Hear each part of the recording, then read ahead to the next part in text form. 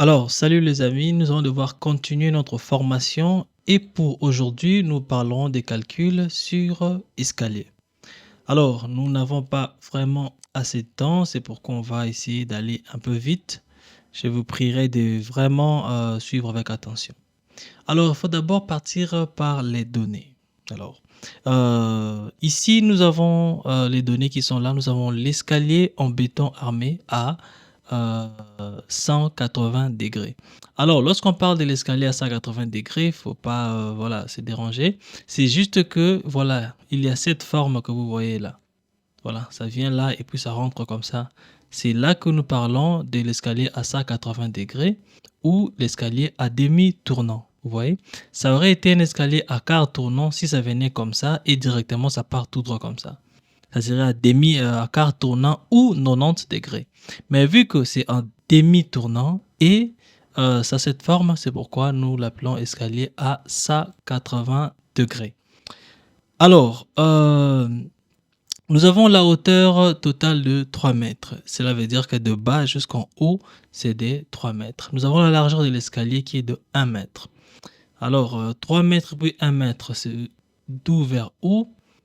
De là où l'escalier commence jusqu'à ce que ça finit, là, c'est 3 mètres.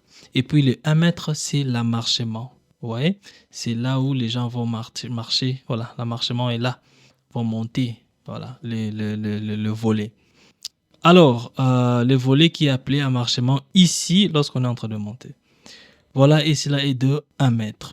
Alors, ce qu'il faut savoir aussi est que les contre-marches sont de 16,67 cm. Et puis la hauteur, pardon, le giron est de 27 cm. Très simplement, le giron, c'est là où on met les pieds, vous voyez, pour monter. Et puis, le contre-marche, c'est tout simplement ici. Voilà, c'est dans ces lieux-là. Et les girons, c'est de ces nœuds à l'autre. Alors, nous venons ici. Si on devra passer un peu vite, nous allons devoir passer au calcul des dimensions. Alors, nous devons savoir le nombre de marches. Pour trouver un nombre de marches, il faut tout simplement diviser la hauteur que nous avions trouvée à la hauteur de faux plafond à à hauteur de faux plafond à 16,67. Alors, ça, c'est la hauteur pour contre-marche. Et nous avons 18 marches, soit 9. Donc, 9 marches par volet. Vous voyez? Donc, le monté, c'est à 9. Et puis, voilà, 9 par là. Et puis, 9 de ce côté. Alors, nous allons devoir prendre la hauteur de marche. Alors, la hauteur de marche, nous prenons cela. Nous avons 16 et puis les jurons, c'est 27. Nous avons la longueur de volet. Nous avons 9 marches. Alors, sur ces 9 marches, nous prenons cela, nous multiplions cela à 27 cm. Et ça nous donne 243 cm. Donc, nous avons 2,43 mètres. Alors, pour le palier, alors le palier que nous parlons, où nous disons ici, c'est le palier de repos. Le palier fait 1 mètre de largeur et puis 2 mètres de longueur. Et son épaisseur est de 12 cm. Je vais vous montrer ça très vite. C'est simplement ici, quitter de là jusque là, c'est ce qu'on appelle la longueur du palier. Et c'est de 2 mètres. De là à là, c'est 1 mètre.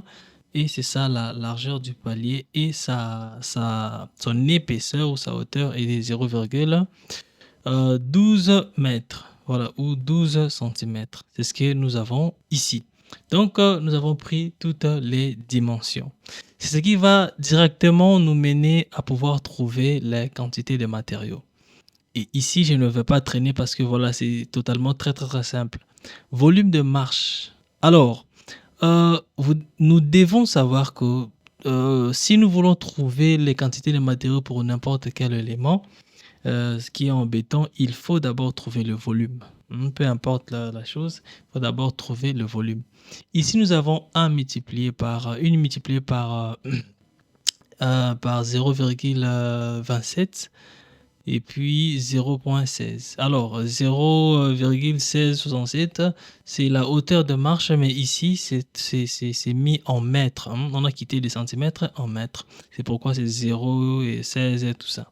Alors, lorsque nous prenons tout ça, sachez que nous avons pris, ici, c'est le volume de marche, hein. Il y a donc l'amarchement, il y a le contre-marche et puis il y a les jurons et puis le contre-marche. Simplement, nous avons pris ici, vous voyez, juste ça.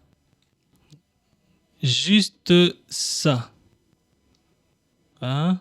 Et si je montre ici, ça ne veut pas dire que ça reste seulement ici. Non.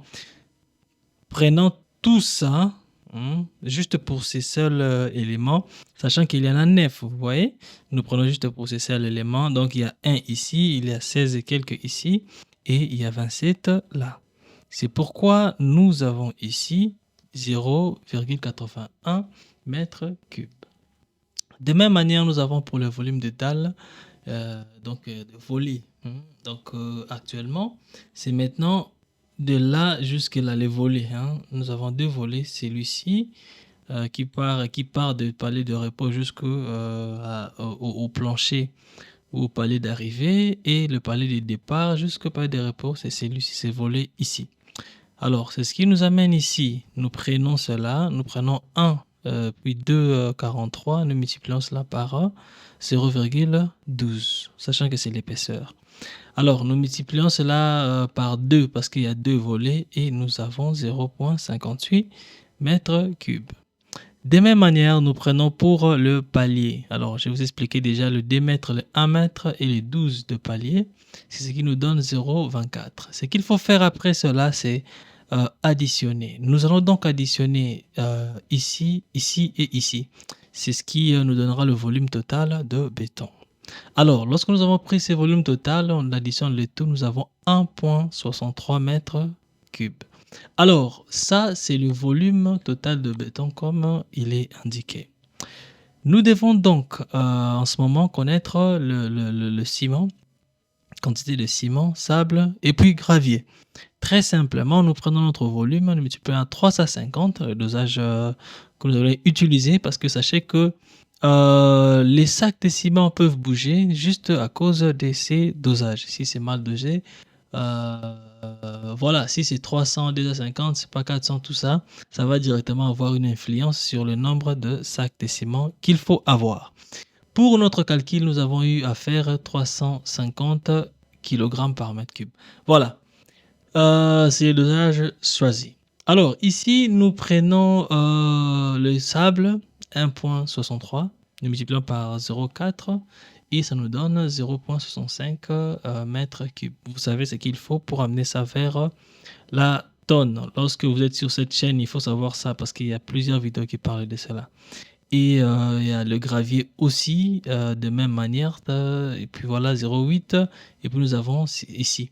Et voilà, ici nous avons fini avec la quantité de sable, gravier et puis ciment.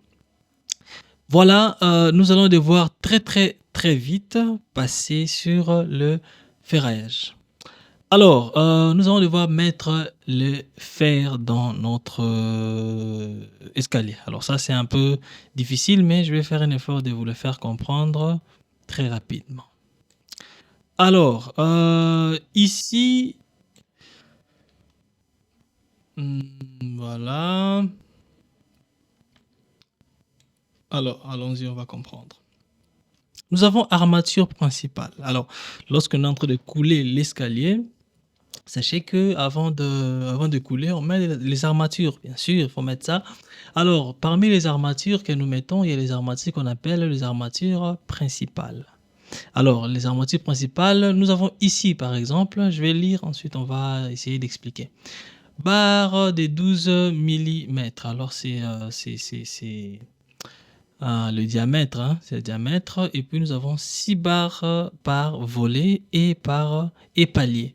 Longueur 2 points, 43 mètres plus 2 mètres plus 2 multiplié par 0,5 qui sont les retours. Je vais vous expliquer tout ça ici. Les retours, voilà, je vous explique le tout par là. Voilà. Mais déjà, il faut savoir que les retours, c'est juste parce que c'est juste le crochet là qui se met à la fin de chaque barre de fer pour ne pas dépasser les barres de fer parce que voilà, ça sert aussi à ce qu'on appelle enrobage. Alors, nous avons la réponse de 5,43 mètres.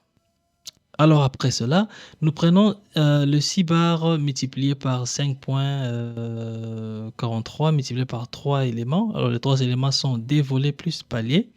Et nous avons 97,74 mètres que nous divisons par 12. Alors le 12, nous savons très bien que c'est la longueur de vente de barres de fer et nous savons directement qu'on a besoin de 12 barres de fer de 12 mm de diagramme. Et puis voilà, à sa longueur, ça sera 97,74. Alors, tout ici pourrait sembler un peu difficile, mais voilà. Ici, nous allons avoir un petit éclaircissement. Nous avons barre des 12. C'est simple. Bon, on va lire quand même. Cela indique que les armatures principales sont constituées barres d'acier 12 mm, barre d'acier d'un diamètre, ça c'est important, de 12 mm. C'est le diamètre de l'acier utilisé pour les armatures principales. Et directement, je vais faire un effort de vous montrer ce qu'on appelle l'armature principale. Voilà. Vous voyez ces armatures qui descendent comme ça. Ce sont là les armatures principales. Regardez bien, vous verrez qu'est-ce qui descend là. Il y a ceux qui descendent et ceux qui sont de travers comme ça. Ça, ce sont les armatures principales. Alors, voilà, nous avons 6 barres par volet et palier. Alors, les volets, je vous ai montré et les paliers, je vous ai montré cela. Nous avons ici des 43. C'est la longueur de chaque volet de l'escalier calculé précédemment. Voilà, avec les girons, tout ça. 2 mètres. 2 mètres, c'est la longueur du palier. Vous voyez, je vous ai expliqué le palier. La longueur du palier, 2 mètres et sa largeur de 1 mètre. Alors, il y a 2,5, voilà, D multiplié par 0,5 qu'on appelle retour. Alors, les retours, ce sont les barres d'armature. Les barres ne s'arrêtent pas exactement au bord de l'escalier, vous voyez, ou du palier. Elles sont pliées pour s'ancrer dans le béton et assurer une meilleure adhérence. Alors, on suppose ici que chaque retour est de 0,5 mètres. Voilà, et nous avons 5,43 mètres, c'est la longueur totale de chaque barre d'armature principale. Vous avez vu la longueur totale de chaque barre d'armature principale. Et je viens de vous montrer ce qu'on appelle la barre de fer principale. Et puis voilà, c'est pourquoi vous verrez que c'est D44, D et puis 1, parce que ça prend aussi sur le palier. Alors, ici, 6 barres multipliées par 5,43 multiplié par 3 éléments, les D volets plus palier. Alors, nous avons les 6 barres qui sont le nombre de barres par élément, donc volet ou palier. Nous avons 5,43, la longueur de chaque barre, vous voyez, et 3 éléments, les 2 volets et l'escalier, les 2 volets de l'escalier et le palier.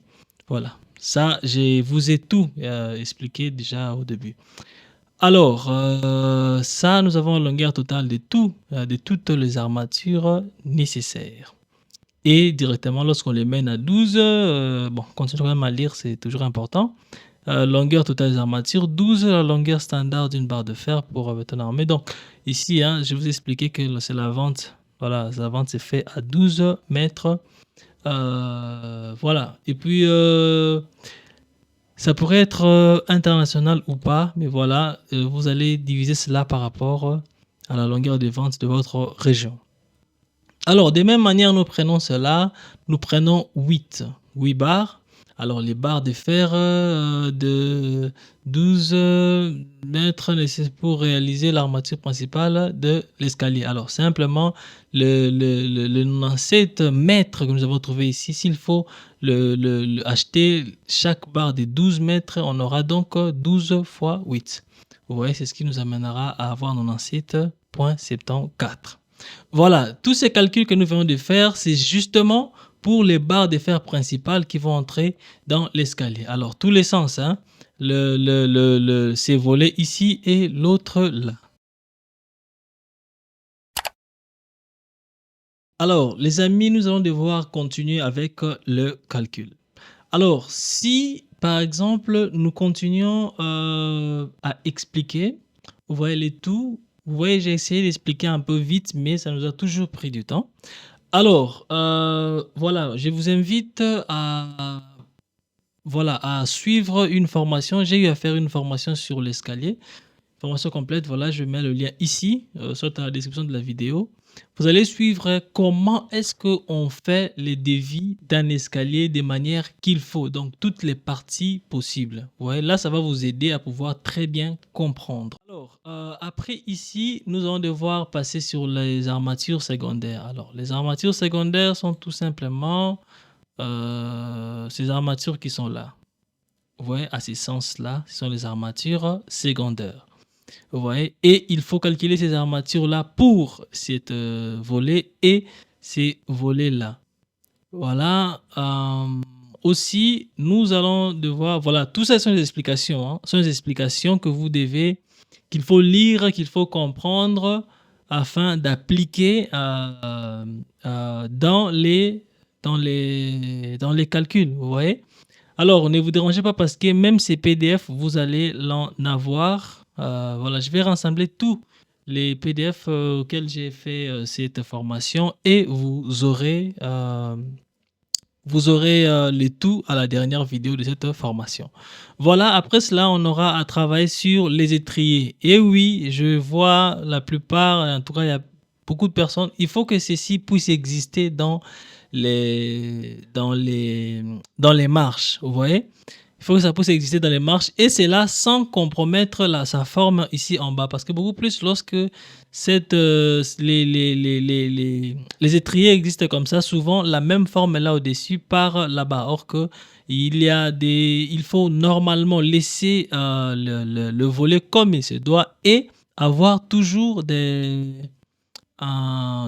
étriers et c'est ce qui est rare aujourd'hui. C'est pas où est-ce qu'on a eu ça, c'est bizarre. Voilà, alors l'escalier, il faut savoir aussi que ce n'est pas ça ne veut pas dire que A ça reste A parce que vous voyez ça dépend de plusieurs contraintes et puis voilà, mais ce que je vous montre c'est la manière la plus utilisée. Alors, c'est là pour l'escalier aussi il y a les exercices les how to call it, comment on a pas appelé ça, les démarches à suivre pour comprendre exactement qu'est-ce qu'on veut expliquer ici. Vous voyez, voilà, il y a tout là que vous allez avoir à la fin de cette vidéo et de cette formation. Alors, au-delà de cela, il faut calculer les treillis, barre des renforts pour le palier, barre des liaisons, il y a barre d'angle, barre des chapes. Voilà, après tous ces calculs, c'est là où maintenant nous allons devoir finir avec les matériaux pour ici. Alors, vous avez quand même les bases. Vous savez déjà comment on a pu faire pour trouver le volume. C'est ça le plus important. Parce qu'en réalité, il faut retenir cela. Le volume aide déjà à donner tous les autres matériaux. Donc, les barres de fer, les ciments, sable gravé, tout ça, avec le volume seulement, c'est possible d'avoir le tout. Voilà, nous avons donc retenu la quantité de ciment, 12 sacs. Nous avons les sables, 0,65. Le gravier, 1,3. Le fer principal, c'est 8 barres. Fer secondaire, c'est 7 barres. Et puis pour les étriers, nous avons 2 barres. Voilà, c'est ça, l'essentiel est là. L'essentiel est là. Et puis, il faudra déjà passer au devis ou bien sur le devis parce que le maîtrise vient d'être fait. On se voit à la prochaine vidéo.